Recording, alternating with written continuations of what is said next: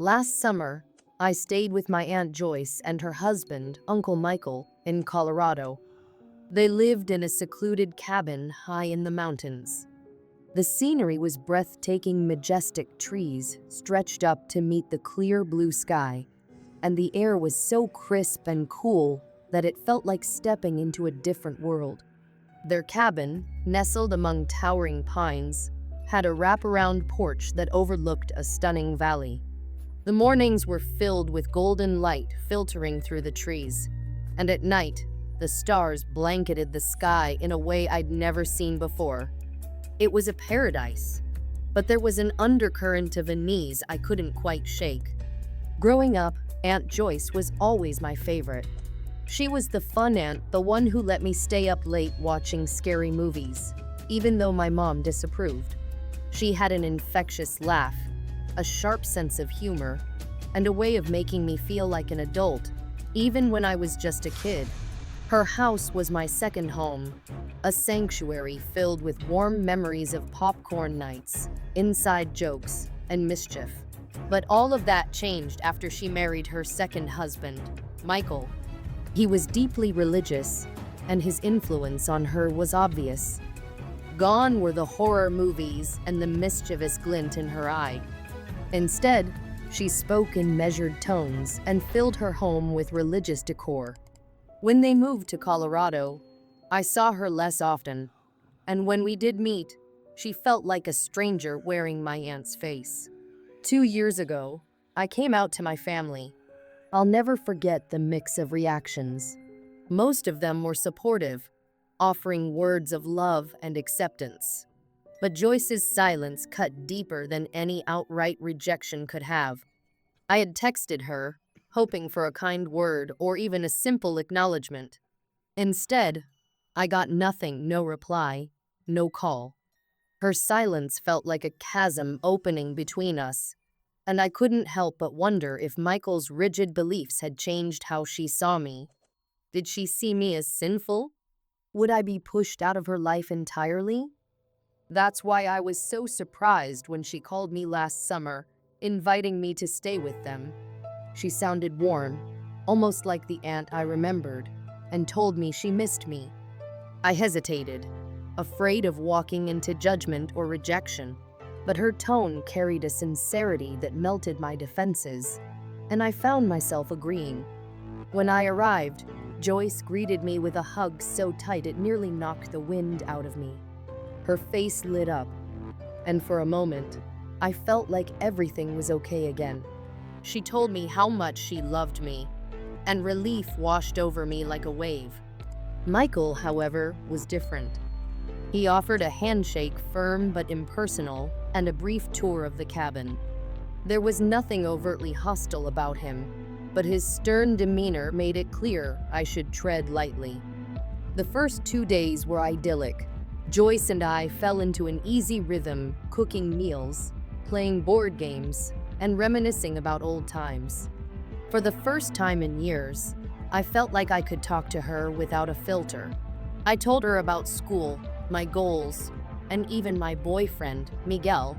To my surprise, she didn't flinch. Instead, she smiled and asked to see pictures of him, saying she was happy I had found someone who cared for me. It was a small victory, but it filled me with hope. Then came the third day. It was late afternoon, and the sunlight streamed through the trees, casting long shadows across the porch. I was in the living room, scrolling through my phone, when I heard a loud crash outside. My heart leapt into my throat, and I ran to the door. Michael was sprawled on the ground below the porch, his leg twisted unnaturally, blood pooling around him. My stomach churned at the sight, and for a moment, I froze. "Michael!" I screamed, my voice shaky and thin. He groaned, his face contorted in pain. I ran inside to get Joyce, barely able to form coherent words. She rushed past me, her face pale, and knelt beside him. Her hands trembled as she tried to assess the damage. I hovered near the doorway, unsure of what to do. As she helped him to his feet, I heard him mutter something under his breath. His voice was low and seething, but the words were unmistakable. We never should have invited him. God is punishing us. The air seemed to drain from my lungs. He was talking about me. The warmth I had felt since arriving evaporated, replaced by a cold, gnawing dread. Joyce helped him into their truck, and without a word to me, they sped off toward the hospital. I stood in the doorway, watching the dust settle from their departure. The cabin, once cozy and inviting, now felt alien. The walls seemed closer, the air heavier. I tried calling Joyce, but my calls went unanswered. Hours passed, and the silence in the cabin grew oppressive. My eyes wandered to the walls, where crosses and framed Bible passages seemed to glare down at me. The verses weren't comforting. They spoke of sin, judgment, and divine wrath. There were grotesque figurines on the shelves, depictions of saints and martyrs, their faces twisted in agony, their bodies pierced with spears. They hadn't seemed out of place before, but now they felt ominous, like silent watchers waiting for something to happen. At 11 p.m., my phone finally buzzed. It was Joyce. Her voice was shaky, almost unrecognizable. "We made a grave mistake," she said. "Please stay there. Don't leave. Our friends will come soon." "Friends?" I asked, my voice cracking. "What do you mean? What's going on?" But she hung up, leaving me with only the echo of her cryptic warning. My mind raced, trying to piece together what she meant. Grave mistake? Friends? The unease I had felt earlier swelled into full-blown fear. Around midnight, the sound of engines shattered the silence. I peeked through the curtains and saw headlights piercing the darkness. 5 cars pulled up in front of the cabin, and a group of people stepped out. They were dressed in formal clothes, suits, and dresses, as if they were heading to a church service. But their faces were grim, their movements deliberate. My pulse quickened as I watched them approach the cabin. There were about a dozen of them, and their solemn expressions sent a chill down my spine. These weren't friends, not in any sense of the word I understood. They knocked on the door, the sound reverberating through the cabin like a gunshot. My hands shook as I backed away, my mind screaming at me to run, but my legs felt like lead. The knocking grew louder, more insistent. "Open the door," a man's voice called out, deep and commanding. "We're here to help." Help? Every instinct in me screamed that their version of help wasn't something I wanted. I retreated further into the cabin, my back pressing against the wall. The air felt suffocating, and my breaths came in short, panicked bursts. The front door creaked as it opened. I hadn't locked it. Of course, I hadn't thought to lock it. Heavy footsteps echoed on the wooden floor, and I heard murmurs, low, guttural voices that didn't sound entirely human. I scrambled into the bedroom and locked the door, my heart pounding so loudly I thought they might hear it.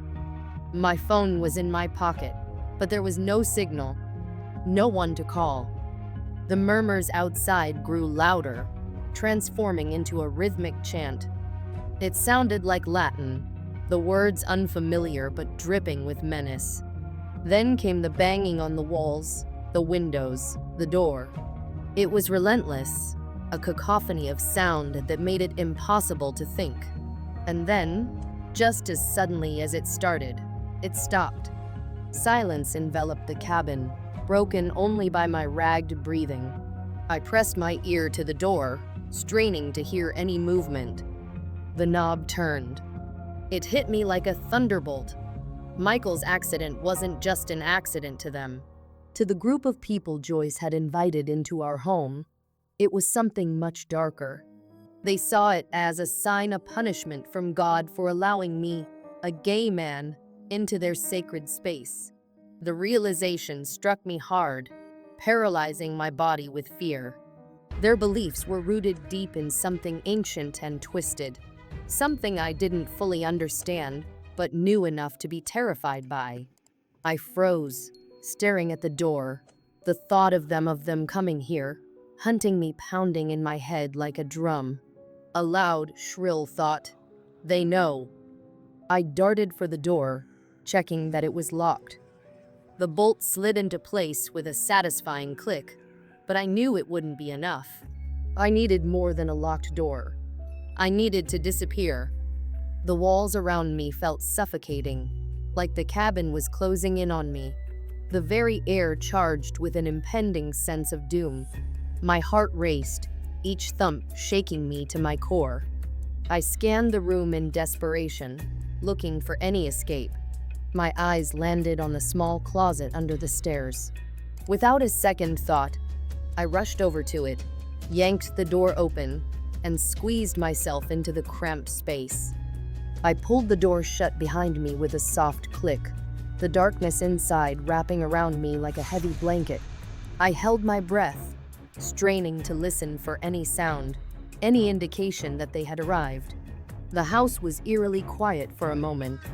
Then, the unmistakable sound of footsteps creaked across the floorboards. They were here. I could hear them now, footsteps outside, voices muffled but unmistakable. The air felt thick with tension.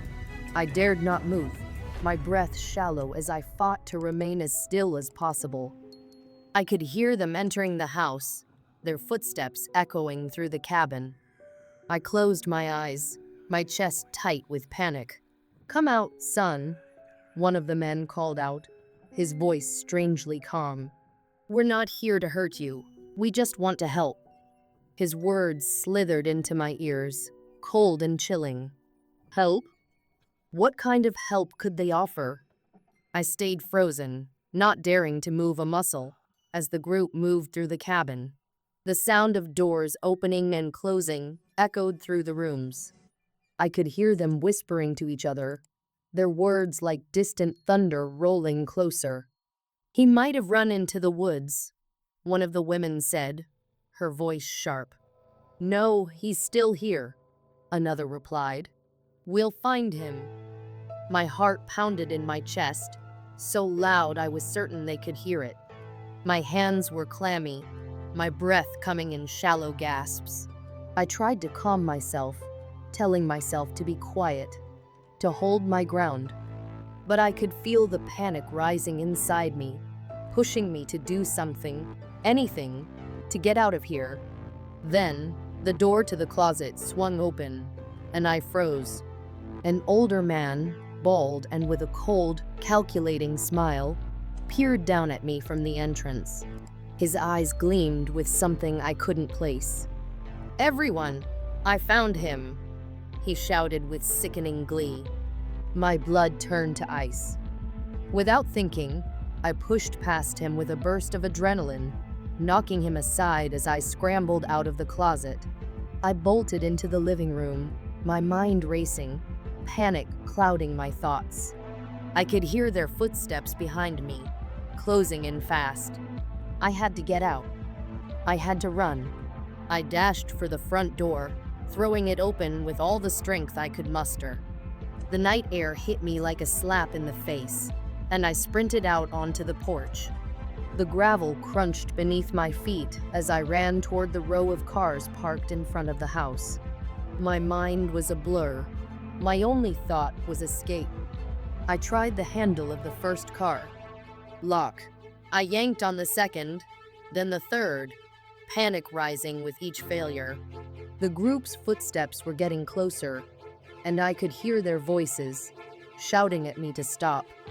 They were close, too close. My body surged with terror, and I couldn't think straight. My hands were trembling as I reached the fourth car. I pulled on the handle and it opened. The relief was brief, but enough to give me the strength to dive inside. I slammed the door shut behind me, heart hammering in my chest. My hands were slick with sweat as I fumbled with the keys in the ignition. I turned it, the engine roaring to life. The sound of pounding on the window sent a new wave of fear crashing over me. I looked out the window to see the group closing in on the car, their faces twisted with anger and desperation. The bald man was at the front, yelling, "We're just trying to take you to the hospital." I didn't believe him for a second.